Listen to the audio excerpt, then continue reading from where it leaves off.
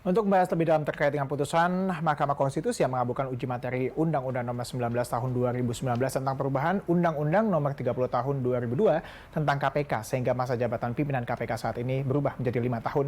Kami sudah terhubung dengan Saud Situmorang yang merupakan pimpinan KPK periode 2015-2019. Selamat sore Pak Saud, kita tahu bahwa Anda merupakan mantan pimpinan KPK yang tentunya sudah mengetahui begitu ya di dalamnya seperti apa. Nah, kalau uji materi ini sekarang dari 4 tahun menjadi 5 tahun. Adakah sebenarnya urgensi yang akan mempengaruhi hal-hal begitu yang penting di dalam kemudian KPK ini sendiri? Ya, yang unik kan ketika mereka mengatakan bahwa ada masalah persoalan ketidakadilan di dalam 5 dan 4 tahun. Padahal sebenarnya dasar dari 4 tahun itu kan dibuat adalah untuk melakukan check and balance, di mana dalam satu periodisasi eksekutif itu atau legislatif katakan ada 2 periode KPK di situ pimpinan. Jadi kemudian di situ check and balance-nya. Jadi kalau periode satunya umpamanya periode sebelumnya tidak perform, kemudian pemerintah berjalan dicek oleh periode berikutnya. Jadi artinya kalau umpamanya seseorang itu dicek oleh 2 periodisasi katakanlah check and balance-nya itu berasal dari 2 yang berbeda. Dalam hal ini jilid 1, jilid 2 kalau umpamanya periodisasinya itu dilakukan oleh jilid 1, 2, sehingga itu kan itu check and balance-nya lebih tinggi.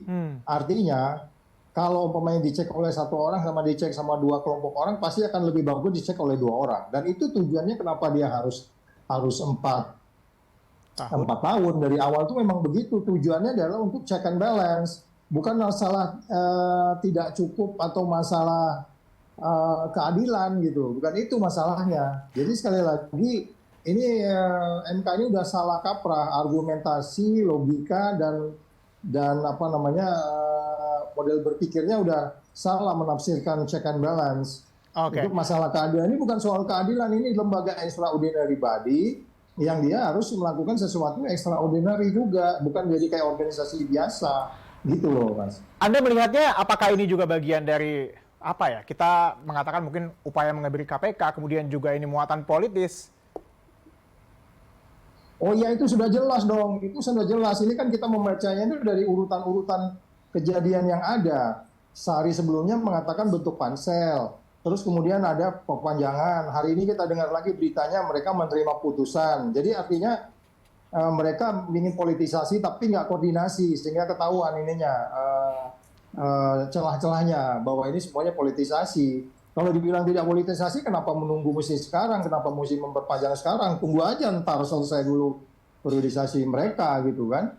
Jadi nggak usah mesti hari ini, kalau katakan mesti harus 4 tahun, kenapa mesti bulan ini ketika menjelang periodisasi mereka habis gitu. Jadi ini udah sangat politiking, itu sudah pastilah. Kalau nggak politik, ini kan lembaganya ini kan sekarang sih udah di bawah lembaga eksekutif. Eksekutif ya itu kayak, ya artinya kan dia udah bagian dari pemerintah.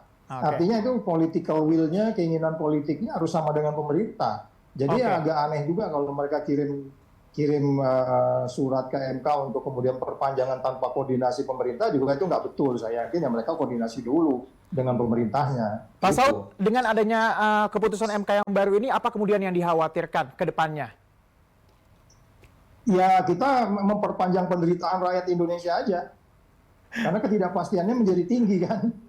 Ya kan kamu udah lihat bagaimana mereka 4 tahun ini nggak bekerja mereka. Ini dari persepsi turun dari 40 ke 34, terus kemudian juga banyak pimpinan yang bermasalah, apakah itu terkait dengan pelanggaran dan masalah etik, itu kan bagian dari masalah. Terus Anda mau memperpanjang, berarti kan Anda memperpanjang penderitaan pemberantasan korupsi di Indonesia saat ini. Itu implikasinya. Tapi banyak yang bilang juga nih Pak, katanya bahwa karena ini panjang, artinya upaya ini bisa jadi akan berbanding lurus begitu dengan dengan kinerjanya ke depannya. Iya, itu bisa jadi. Bahkan makanya saya bilang bila perlu 10 tahun, 20 tahun juga nggak apa-apa, itu terserah pemerintahnya. Cuman kan ketidakpastian dalam check and balance itu menjadi lebih tinggi.